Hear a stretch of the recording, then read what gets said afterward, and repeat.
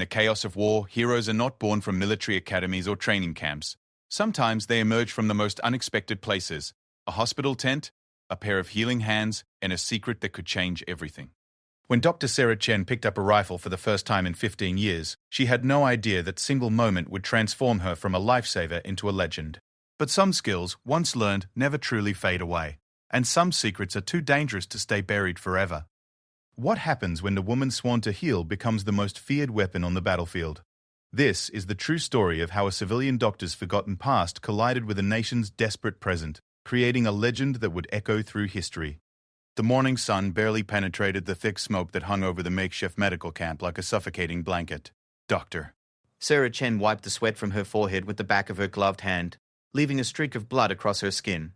She had been operating for 18 hours straight, and her hands, usually steady as granite, trembled slightly as she reached for another surgical instrument.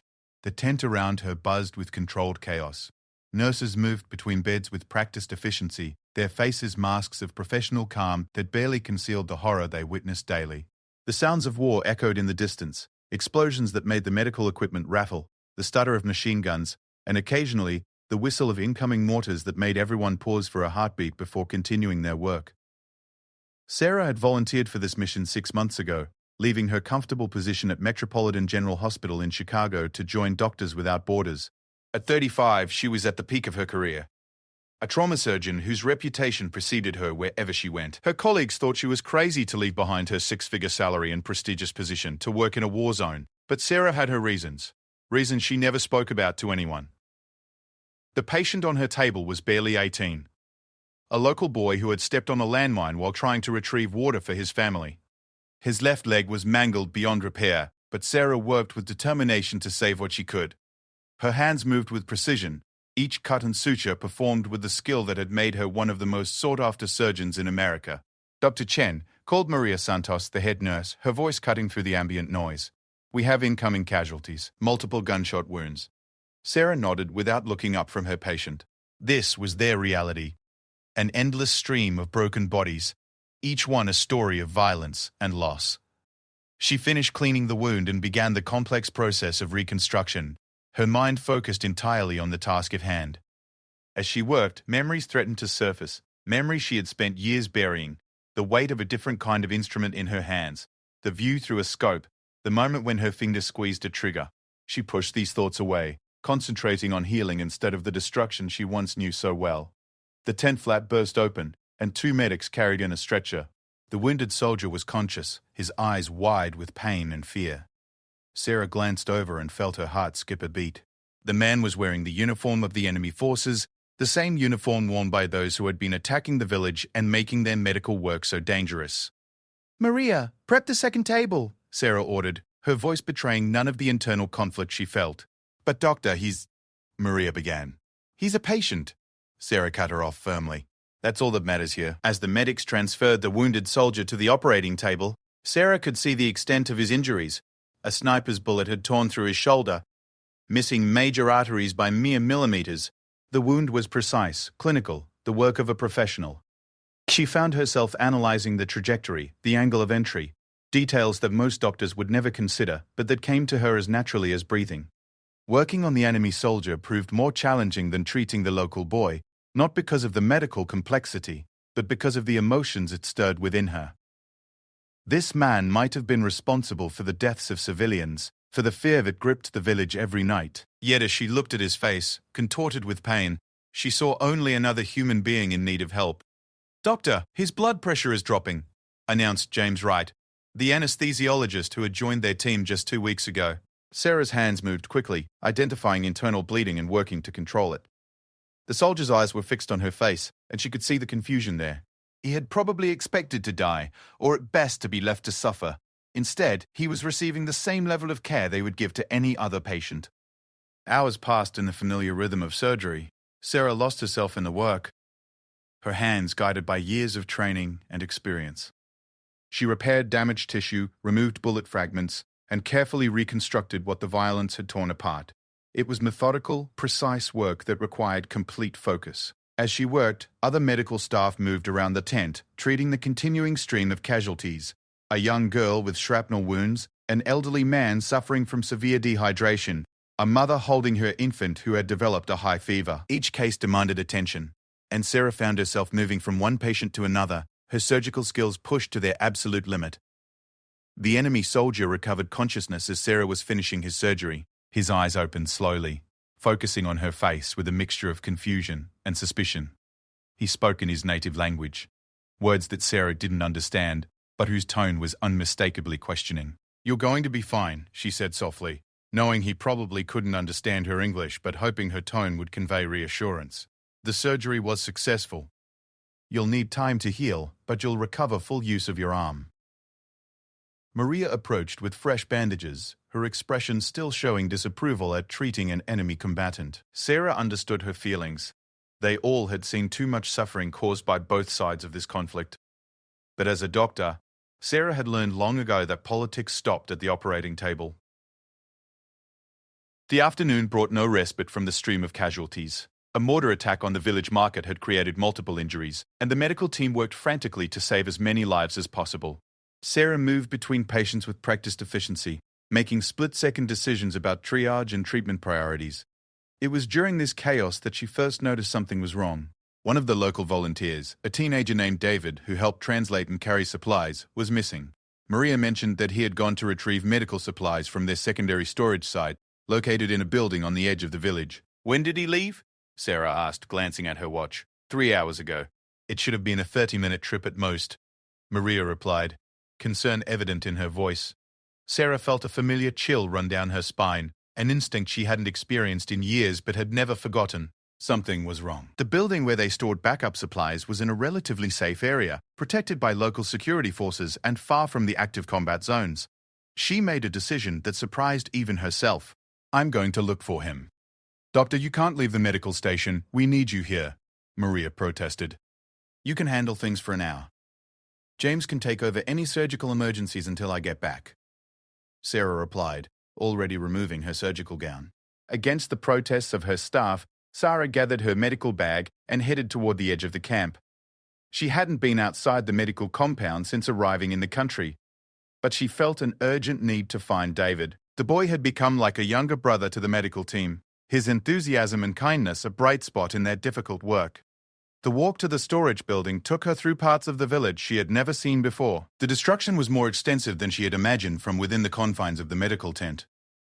Buildings stood like broken teeth, their walls scarred by bullets and shrapnel. The few civilians she encountered moved quickly, their eyes darting nervously toward the horizon where smoke still rose from recent battles.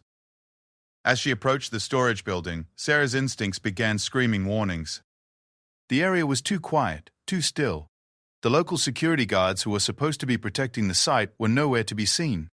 She slowed her pace, her senses heightened to a degree she hadn't experienced in over a decade. The building appeared intact from the outside, but as Sarah circled to the rear entrance, she found the door standing open. Her medical bag felt suddenly inadequate, and she wished she had insisted on armed escort despite the medical neutrality that was supposed to protect them. Inside the building, she found David's translator badge on the floor, along with clear signs of a struggle. Medical supplies were scattered everywhere, and there were dark stains on the concrete that might have been blood.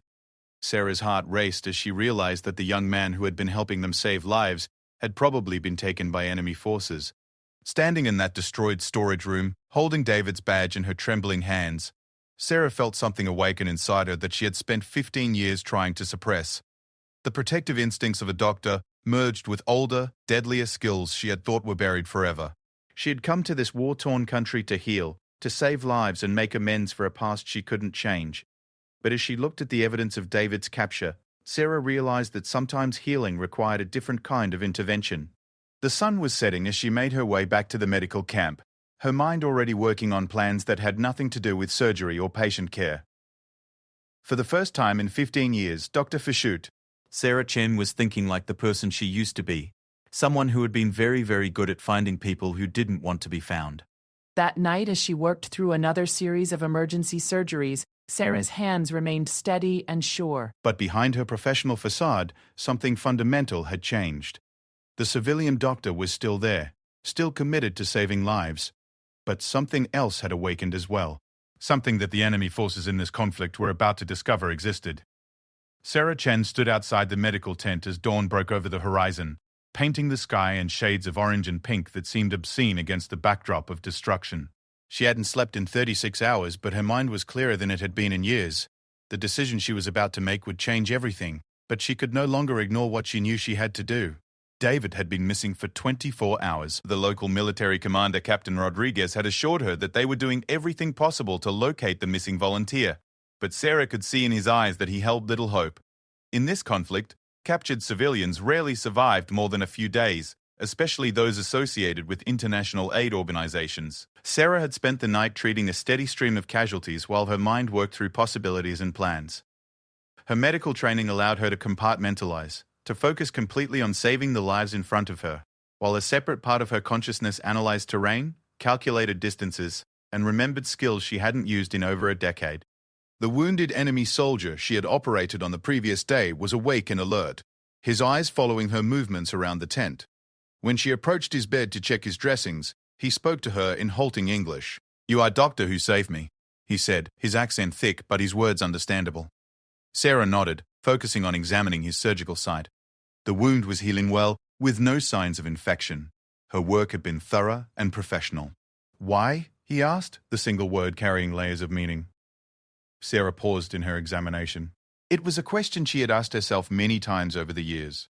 "Because that's what doctors do," she replied simply. The soldier studied her face intently. "You are not like others here. You have seen war before." His observation sent a chill through Sarah. Even wounded and medicated, the man possessed the keen instincts of an experienced fighter. She wondered what he saw in her that others missed. "Many of us have seen war," she replied carefully, continuing her medical assessment. "No," he said, shaking his head slightly. "You have been war." Before Sarah could respond, Maria approached with an urgent message. Captain Rodriguez wanted to speak with her immediately. Sarah finished checking the soldier's bandages and made her way to the command post, a reinforced trailer that served as the military's coordination center for the area. Captain Rodriguez was studying maps and radio reports when she arrived. He looked up, his expression grim. "Dr. Chen, I wanted to update you on our search for David. We've received intelligence that suggests he was taken by a specialist unit operating in the northern sectors." Sarah felt her heart sink. Specialist units meant trained soldiers, not the irregular fighters they usually encountered. What kind of specialists? Snipers and reconnaissance troops. They've been targeting our supply lines and picking off our people one by one. Professional soldiers, not local militia. Rodriguez pointed to an area on the map marked with red circles. They're operating from somewhere in this region, but it's heavily forested and full of caves. Perfect sniper country. As Sarah looked at the map, her mind automatically began processing the terrain. She could visualize the sight lines, the natural hiding spots, the approaches that would provide both concealment and escape routes. The knowledge came to her unbidden muscle memory of a different life. "What are the chances of a rescue operation?" she asked. Rodriguez shook his head. "Minimal. We'd need to send a full company into hostile territory, and by the time we could organize something like that..." He didn't finish the sentence, but Sarah understood. She studied the map for several more minutes, memorizing the terrain features and calculating distances. "Captain, I need to ask you for something unusual." What kind of unusual? Sarah took a deep breath. "I need access to weapons and equipment, and I need to go after David myself." Rodriguez stared at her in disbelief. "Doctor, with all due respect, you're a civilian medical officer. This isn't your area of expertise." "You might be surprised," Sarah replied quietly. Something in her tone made the captain look at her more closely. "Dr. Chen, is there something about your background I should know?" Sarah had hoped to avoid this conversation, but David's life hung in the balance. "Before medical school, I served 8 years in the military, special operations." The words hung in the air between them like a confession. Rodriguez leaned back in his chair, studying her with new eyes. "What kind of special operations?" "The kind that required a very specific skill set," Sarah replied. "The kind that might be useful for recovering one missing person from hostile territory." Rodriguez was quiet for a long moment. "You're talking about going in alone, aren't you? One person has a better chance of moving undetected than a full company. And if David is being held by snipers, I understand how they think, how they operate. Because you were one of them." Sarah nodded. "The best the army had before I decided I was tired of taking lives and wanted to start saving them instead." The revelation seemed to explain something that had been nagging at Rodriguez since Sarah had arrived at the camp. There was something about her that had always seemed different from the other medical volunteers. A way she carried herself, how her eyes constantly scanned for potential threats, the calm efficiency with which she handled crisis situations. "Doctor, even if I wanted to help you, I can't officially sanction a civilian conducting a military operation." "Then don't make it official," Sarah said. "Give me what I need and let me try to bring David home." Rodriguez was quiet for several minutes, clearly wrestling with the decision. Finally, he stood up. "What would you need? A rifle, something with range and accuracy. Ammunition, basic field equipment, and a way to get close to their area of operations without being detected. And if you don't come back?" Sarah smiled grimly. "Then you'll know I tried." 2 hours later, Sarah found herself in the camp's armory, her hands wrapped around a weapon for the first time in 15 years. The rifle was a modern military sniper system, far more advanced than anything she had used during her service years. But as she examined the weapon, muscle memory took over. Her fingers found the controls instinctively, and she could feel the familiar weight and balance that had once been as natural to her as breathing.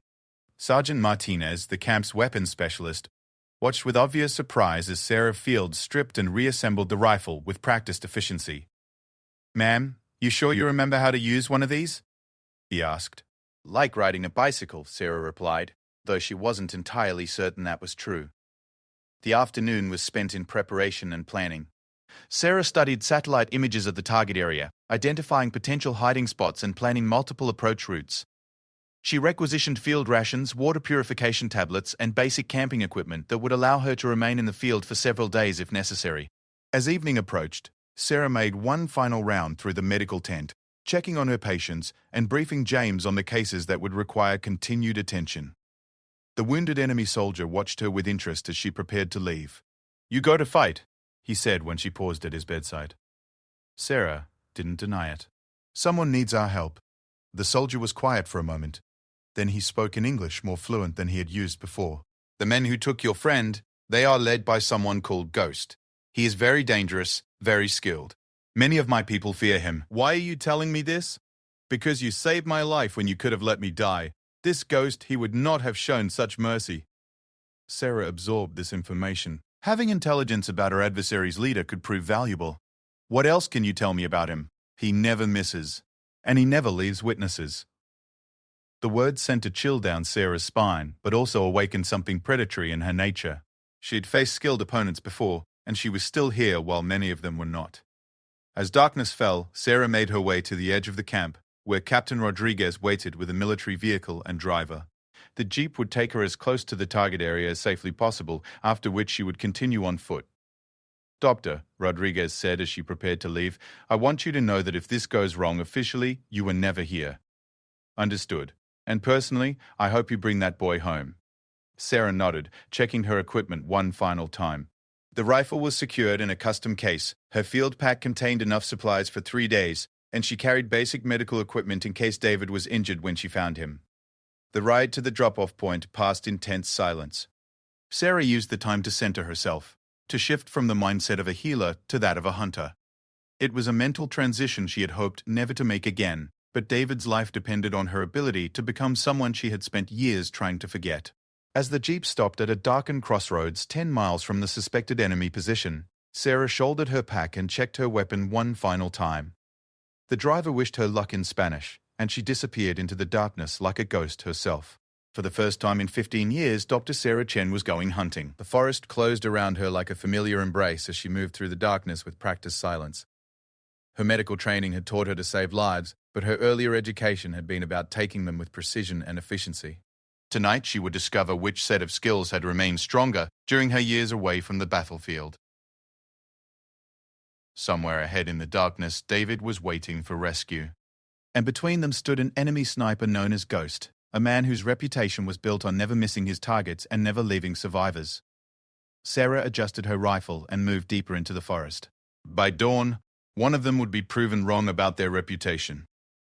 The forest whispered secrets in a language Sarah had almost forgotten. Every crack of a twig, every rustle of leaves, every subtle change in the night sounds told a story to those trained to listen. As she moved through the darkness, 15 years of civilian life began to strip away like old paint, revealing the predator beneath. Sarah had been moving for 3 hours. covering ground with the patient stealth that had once made her one of the military's most effective operators. The terrain was exactly what she had expected from studying the satellite images. Dense forest broken by rocky outcroppings and small clearings that could serve as either excellent hiding spots or deadly kill zones, depending on who controlled them. She paused beside a massive oak tree, its trunk wide enough to provide complete concealment while she studied the area ahead. Her night vision had adapted completely to the darkness, and she could make out details that would be invisible to most people. Training her eyes to see in minimal light had been one of the first skills she had mastered during her military service, and apparently it was one that hadn't faded with time. The smell hit her first. Cigarette smoke carried on the night breeze from somewhere ahead. Sarah felt her pulse quicken. Cigarettes meant people, and people in this area at this time of night meant enemy forces. She adjusted her grip on the rifle and began moving toward the source of the smell with even greater caution. 20 meters ahead, she spotted the orange glow of a cigarette tip moving in what appeared to be a small clearing. Sarah settled into a position behind a fallen log, using the natural cover to study the situation. Through her rifle scope, she could see two figures positioned at what looked like a checkpoint or observation post. One of the men was definitely smoking, while the other appeared to be scanning the surrounding forest with night vision equipment.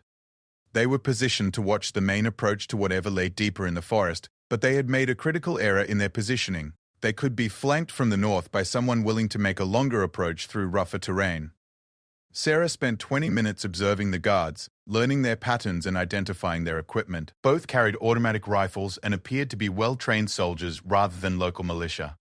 Their positioning was professional, with good sight lines and mutual support, but they were too relaxed for men who should have been expecting potential rescue attempts. Moving in a wide circle to avoid their observation area, Sarah began working her way around the checkpoint. The terrain became more challenging, requiring her to navigate steep slopes and dense undergrowth, but it also provided better concealment.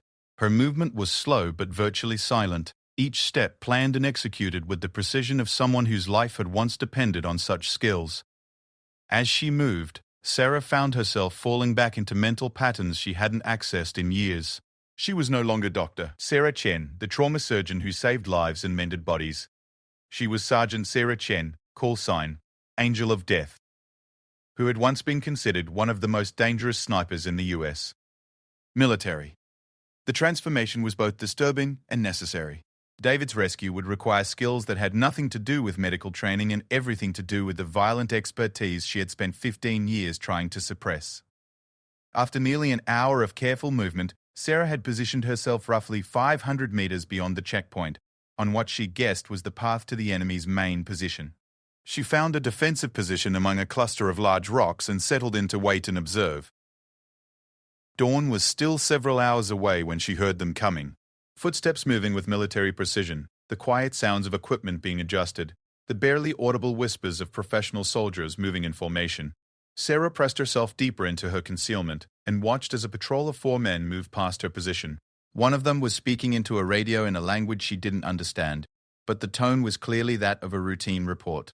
They passed within 10 meters of her hiding spot without any indication they knew she was there. As they continued toward the checkpoint she had already scouted, Sarah realized she had successfully penetrated their outer security perimeter. Now came the truly dangerous part. Somewhere ahead lay their base of operations, and hopefully, David. But she was now deep in hostile territory, surrounded by an unknown number of trained enemy soldiers, with no backup and no support if things went wrong. Sarah checked her equipment and began moving again, following what appeared to be a well-used trail deeper into the forest. The path showed signs of regular foot traffic, and she spotted several places where vehicles had passed, suggesting this wasn't just a temporary position, but an established base of operations. The trail led to a natural clearing surrounded by high rock walls on 3 sides, a defensible position that would be extremely difficult to assault with conventional forces. Sarah studied the area through her rifle scope and counted at least 6 buildings, including what appeared to be a communications setup and several guard positions. More importantly, she could see lights in one of the buildings that suggested active occupation. If David was being held anywhere, it would likely be in one of those structures. As she observed the enemy base, Sarah began to understand why conventional rescue attempts would have been nearly impossible. The position was naturally fortified, with clear fields of fire covering all approaches. Any attacking force would have to advance uphill through open ground while under fire from prepared positions. But a single person with the right skills might be able to infiltrate the position and extract a prisoner, without triggering a full engagement.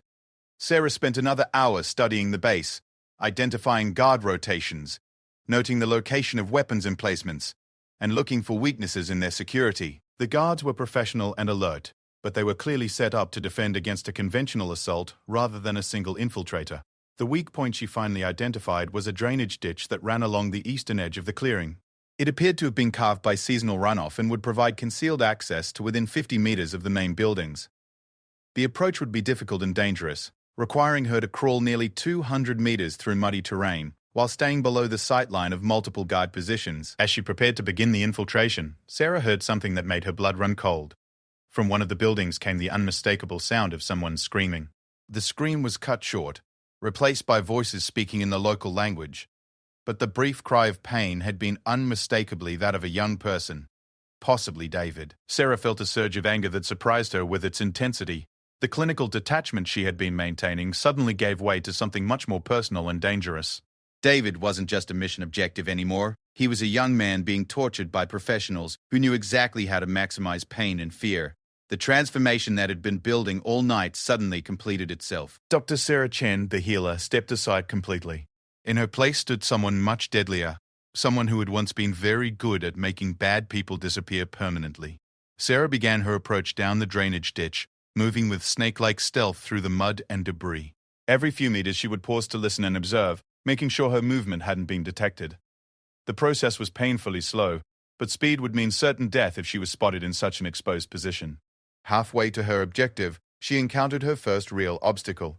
A guard was positioned less than 20 meters away, smoking another cigarette and occasionally scanning the forest with binoculars. He was positioned perfectly to spot any movement in the ditch if she continued forward. Sarah studied the guard's pattern for several minutes, timing his movements and identifying the brief moments when he looked away from her approach route. She would have perhaps 3 seconds to cover the most exposed section of her path, and there would be no second chances. When the guard turned to light another cigarette, Sarah moved. She covered 15 meters of open ground in complete silence, flowing like water over the muddy terrain until she reached the cover of another rocky outcropping. The guard never looked in her direction. The building where she had heard the scream was now only 30 meters away, and she could see light spilling from a partially covered window. If David was being held there, she was running out of time to reach him before his captors decided he had outlived his usefulness. Sarah chambered a round in her rifle and began planning her assault on the building she had identified. At least 3 guards who would need to be neutralized quickly and quietly if she hoped to extract David alive. The skills required were ones she had hoped never to use again, but David's screams had awakened something in her that years of civilian life hadn't been able to completely suppress. As she prepared to move from observation to action, Sarah caught a glimpse of movement on the ridge above the base. Someone was positioned there, nearly invisible against the rocks, but her trained eyes spotted the outline of a rifle barrel and the barely visible shape of a human figure. The ghost. It had to be. The enemy sniper was positioned perfectly to cover the entire base and eliminate any threats that appeared. From his position, he would have a clear shot at anyone attempting to assault the buildings below. Sarah realized that her mission had just become infinitely more complex. She wasn't just attempting to rescue David from his captors. She was going up against one of the most dangerous snipers in the region. A man whose reputation was built on never missing his targets. As if sensing her observation, the figure on the ridge shifted slightly, and Sarah caught a glint of reflected light from his scope. Somewhere in the darkness, the ghost was hunting, waiting for someone exactly like her to make the mistake that would give him a clear shot. The game had begun, and the stakes were David's life, her own survival, and a confrontation between 2 predators who had both built their reputations on being the best at what they did. Sarah settled deeper into her concealment and began planning not just a rescue, but the elimination of the deadliest opponent she had faced since leaving military service. The healer was gone completely now, replaced by someone who understood that sometimes saving one life required taking others. The forest held its breath as 2 of the most dangerous people in the region began their deadly dance. Time moved differently when death hung in the balance. Sarah had learned this lesson years ago during her first combat deployment, but the knowledge felt fresh and immediate as she lay concealed in the rocky outcropping, studying her opponent through her rifle scope. The ghost held the high ground, the superior position, and presumably knew this terrain better than she did. But Sarah had advantages of her own: patience, experience, and the desperation that came from knowing an innocent life hung in the balance. Through her scope, she could barely make out the outline of the enemy sniper against the rocks above. He was good. Very good. His position was nearly perfect with natural camouflage and multiple escape routes. Most importantly, he commanded a view of the entire enemy base and could eliminate any threat that emerged from the forest. But Sarah had spotted him, which meant he wasn't invincible. And in her experience, no position was truly impregnable if you were willing to be creative and patient enough to find its weaknesses. The first challenge was to determine exactly where the ghost was positioned and what his capabilities were. Sarah began a careful study of the ridgeline, using her scope to examine every shadow, every rock formation, every possible hiding spot. The process took nearly an hour, during which she remained absolutely motionless despite the cold mud that had soaked through her clothing. Finally, she found what she was looking for. A small adjustment in the enemy's position had revealed the outline of his rifle barrel, and from that she could extrapolate his exact location. He was positioned behind a natural rock blind approximately 400 meters away and 60 meters above her current position. The range was within her capabilities, but the angle and the natural camouflage would make the shot extremely difficult. More concerning was the realization that the ghost had positioned himself to cover not just the base below, but also the most likely approaches an infiltrator would use. If Sarah had attempted to assault the buildings directly, she would have moved directly into his crosshairs. As she studied his position, Sarah began to understand that she was dealing with someone who thought strategically as well as tactically. The ghost hadn't just found a good shooting position, he had anticipated how an enemy would think and had positioned himself to exploit their most likely mistakes. From her concealment, Sarah could hear voices from the base below. The guards were conducting some kind of routine check, moving between buildings and calling out in their native language. The sound suggested a disciplined unit that followed regular procedures, which was both good and bad news for her mission. Good because predictable patterns could be exploited. Bad because disciplined soldiers were much harder to surprise and eliminate than irregular fighters. Another sound cut through the night. David's voice, weak but unmistakably alive, calling out something in English.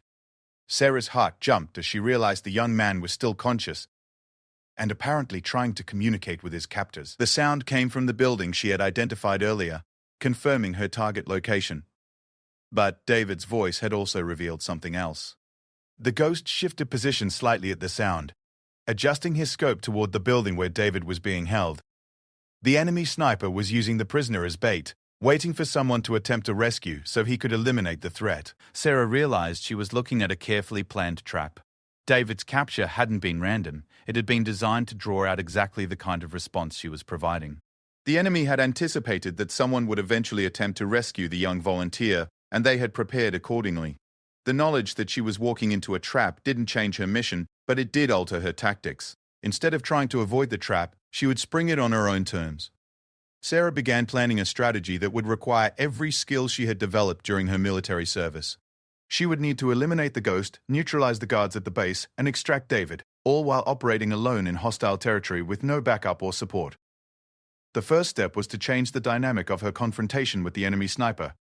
As long as he held the high ground and could observe her approach routes, he controlled the engagement. She needed to force him to react to her moves rather than the other way around.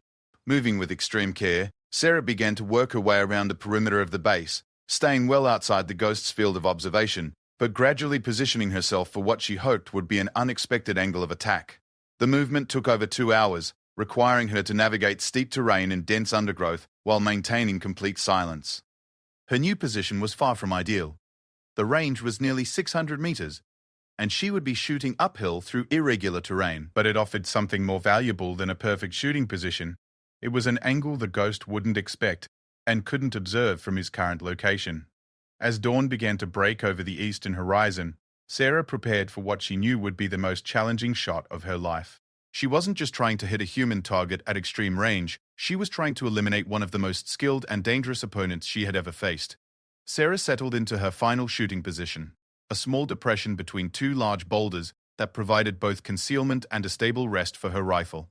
She adjusted her scope for the range and elevation, factoring in the light wind that was beginning to stir the forest canopy. Through her scope, she could see the ghost's position clearly now. He remained focused on the base below, apparently confident that he had covered all possible approaches. His rifle was trained on the area around the building where David was being held, waiting for someone to make the rescue attempt he was expecting. Sarah controlled her breathing, slowing her heart rate and entering the mental state that had once made her legendary among military snipers. Everything else faded away. The cold, the discomfort, the fear for David's safety. There was only the target, the crosshairs, and the moment when everything would depend on her ability to place a bullet exactly where it needed to go. The shot would have to be perfect. At this range and angle, there would be no second chance. If she missed, or if the bullet was deflected by a branch or rock, the ghost would immediately identify her position and return fire. And unlike Sarah, he wouldn't miss. As she prepared to squeeze the trigger, Sarah heard David's voice again from the base below. This time his words were clearer, and she realized he was speaking directly to his captors in English, apparently hoping someone would understand him. "Please, I'm just a volunteer. I help people. I'm not a soldier." The young man's words carried clearly through the morning air, and Sarah felt a surge of protective anger that threatened to disrupt her carefully controlled mental state. David was barely 20 years old, a college student who had volunteered to help in a war zone because he wanted to make a difference in the world. Sarah forced the emotion aside and focused on her target. Personal feelings had no place in precision shooting. The ghost had chosen his profession, had chosen to make war on innocent people, had chosen to use a helpless civilian as bait for a trap. Now he would face the consequences of those choices. The crosshairs settled on the barely visible outline of the ghost's position. Sarah's finger found the trigger, and she began the slow, steady pressure that would send a high-velocity round across 600 meters of forest to find its target. The rifle bucked against her shoulder, the sound of the shot echoing off the rock walls of the canyon like thunder. Through her scope, Sarah saw the ghost's rifle tumble from his position as her bullet found its mark with surgical precision. The enemy sniper's legendary accuracy had finally met its match, but Sarah's work was far from over. The sound of her shot had alerted every guard in the base below, and she could see them scrambling to defensive positions and scanning the forest for threats. She had perhaps minutes before they organized a systematic search that would eventually find her position. Moving with controlled urgency, Sarah began working her way toward the base where David was being held. The ghost was eliminated, but now she faced the even more challenging task of extracting a hostage from a fortified position while surrounded by hostile forces who were now fully alert and looking for her. As she moved through the forest, Sarah could hear voices shouting from the base below. Commands being given, positions being taken, weapons being readied. The enemy was responding exactly as she had expected, professionally and efficiently. But they had made one critical mistake. They had prepared for an assault by multiple attackers, not for a single operator with the skills and determination to do whatever was necessary to complete her mission. Sarah reached the edge of the base's perimeter just as the sun broke fully over the horizon, flooding the forest with golden light. The time for stealth was ending. Now came the part that would determine whether David went home alive and whether Dr. Sarah Chen would survive the return of skills she had hoped never to use again. The building where David was being held lay 50 meters ahead, guarded by professional soldiers, who were now fully alert and expecting attack. Between her and that building stood the most dangerous few minutes of Sarah's life. She chambered another round and prepared to discover whether 15 years of saving lives had dulled the deadly skills that had once made her one of the most feared snipers in the military. The final phase of David's rescue was about to begin. The morning sun cast long shadows across the enemy base as Sarah prepared for the most dangerous part of her mission. The elimination of the ghost had been precise and surgical. One shot, one kill, exactly as she had been trained years ago. But rescuing David would require a different set of skills, ones that involved close-quarters combat and the kind of split-second decision-making that separated the living from the dead. From her position at the forest edge, Sarah could see the guards had taken defensive positions around the building where David was being held. 3 men were visible, with at least 2 more inside based on the voices she could hear. All were armed with automatic rifles and appeared to be experienced soldiers rather than local militia. The building itself was a simple concrete structure, with small windows and a single door that she could see. Getting inside would mean crossing 50 meters of open ground while under fire from multiple positions, then breaching a fortified position while ensuring David wasn't harmed in the process. Sarah spent precious minutes studying the guards' positions and movements, looking for patterns she could exploit. The soldiers were nervous after hearing her shot that had eliminated the ghost, but they were maintaining discipline and covering their assigned sectors with professional competence.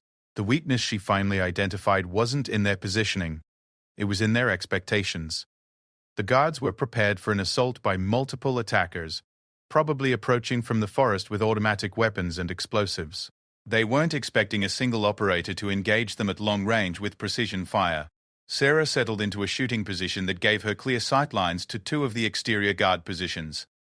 At a range of 200 meters with good light and stable shooting conditions, the shots would be well within her capabilities, but she would have to make them quickly and accurately.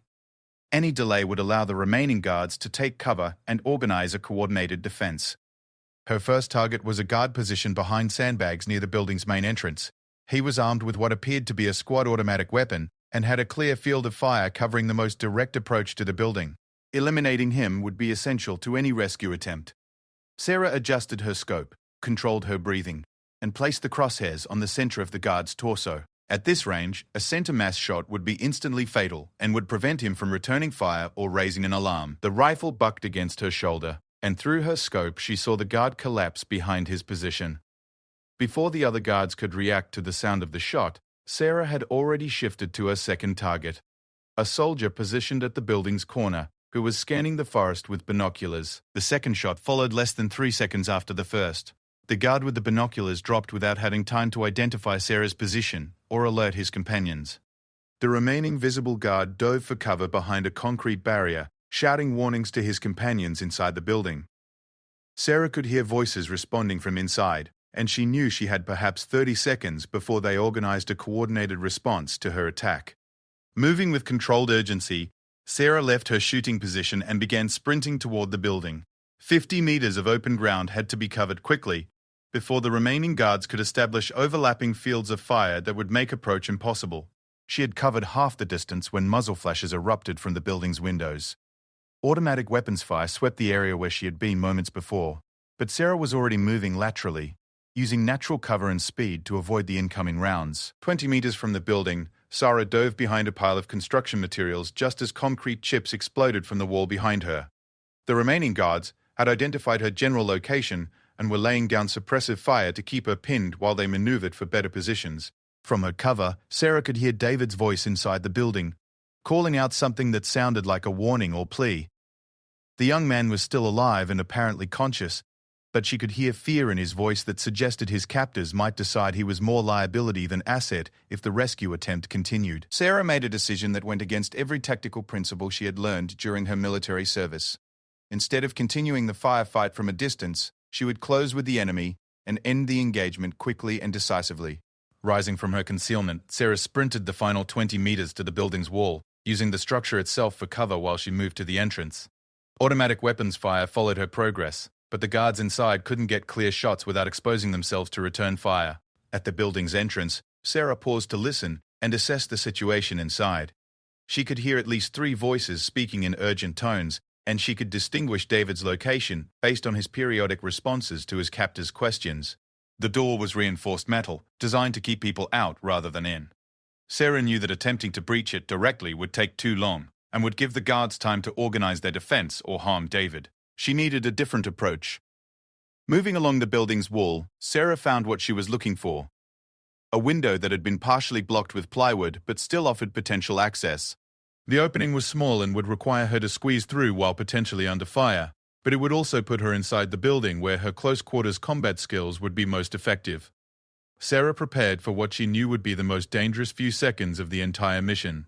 Once she breached the window, she would be committed to close combat in confined quarters against multiple opponents who knew the terrain better than she did.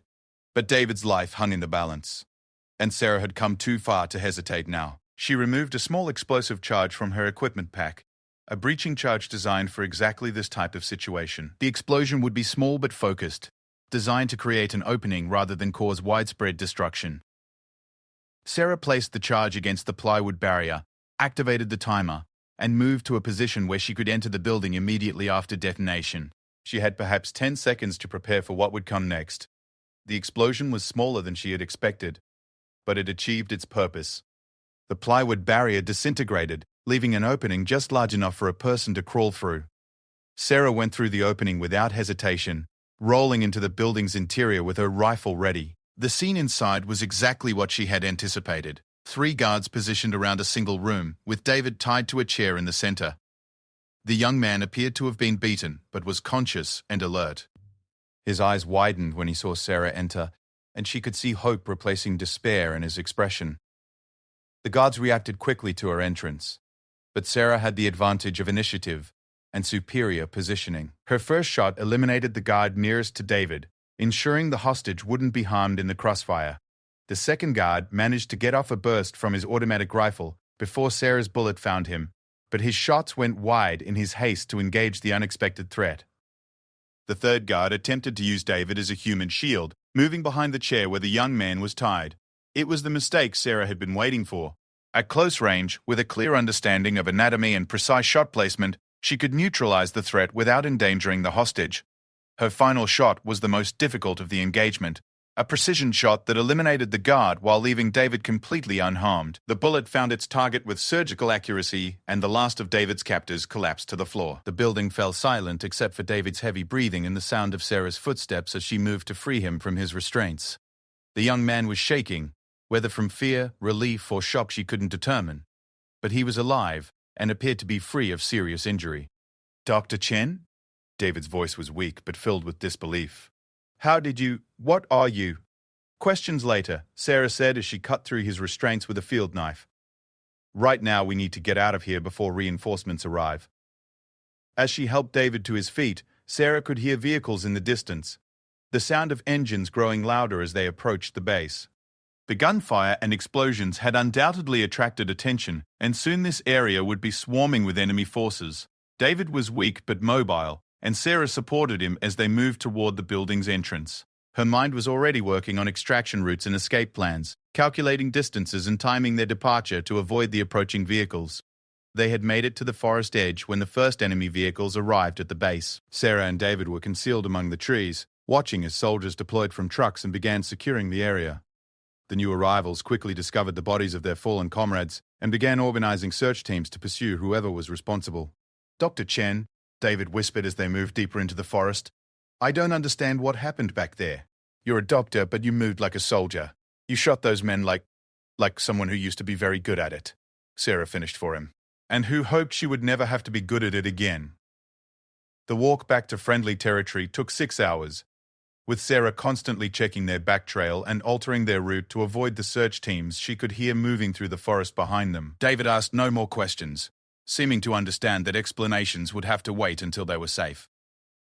As they finally approached the perimeter of the medical camp, Sarah felt the transformation beginning to reverse itself.